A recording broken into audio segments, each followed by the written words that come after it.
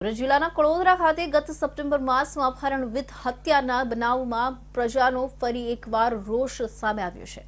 કડોદરા પોલીસની લાપરવાહીના કારણે ગરીબ પરિવારે પોતાનો વહાલસોયો દીકરો ગુમાવ્યો હતો, ત્યારે પ્રજાના દિલમાં રહેલા ભરેલો અગ્નિ ભભૂકી ઉઠ્યો છે।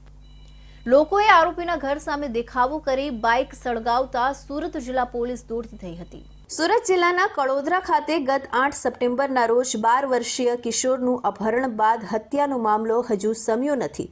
હત્યામાં કુખ્યાત આરોપીઓની ધરપકડ જે તે સમયે થઈ ચૂકી હતી, છતાં રોષે ભરાયેલા લોકો અને સ્થાનિકોએ આરોપીઓના ઘર બહાર બાઇકો સળગાવી વિરોધ કર્યો છે।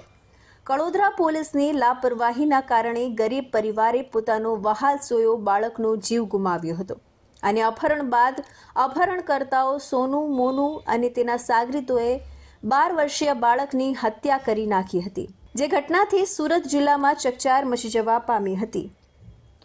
ત્યારે જે તે સમયે સ્થાનિકોમાં કડોદરા પોલીસ સામે ફિટકાર વરસાવી હતી।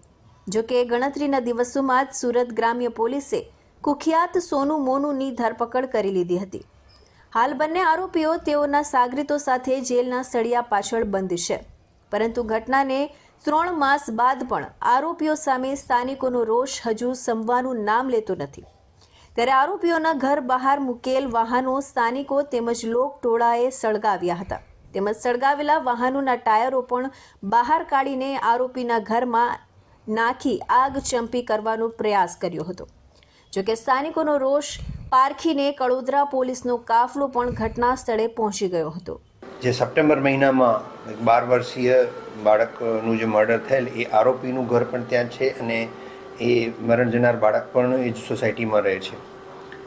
આજરોજ સોસાયટીના લોકો 30-40 જણાએ ટોળું વળી અને એ આરોપીના જે પેરેન્ટ્સ અને એમના રિલેટિવ એમના ઘરે કોઈ કામસર ગયા હતા, ત્યારે એમના ઘર આગળ બંધ હાલતમાં કન્ડેમ થયેલું જે બાઇક પડ્યું હતું એ બાઇકને સળગાવી અને એમના ઘરમાંથી બહાર કાઢી અને એ પ્રકારે એમને નુકસાન પહોંચાડવાનું જે કાયદો હાથમાં લેવાની પ્રવૃત્તિ કરેલ છે, એ અનુસંધાને તાત્કાલિક કડોદરા પોલીસ, LCB, SOG, DYSPની ટીમો પહોંચી અને કોઈપણ જાતનો અનિચ્છનીય બનાવ બનવા દીધેલ નથી। જઘન્ય અપરાધના આરોપીને નિશાન બનાવતા સ્થાનિકોનો રોષ થાળે પડવાનો પ્રયાસ પોલીસે શરૂ કર્યો હતો, તેમજ આરોપીઓને કડકમાં કડક સજા કરવા માટે પોલીસ દ્વારા પણ પૂરતા પ્રયાસો કરવામાં આવનાર હોવાની ધરપત સ્થાનિકોને જિલ્લા પોલીસે આપી હતી।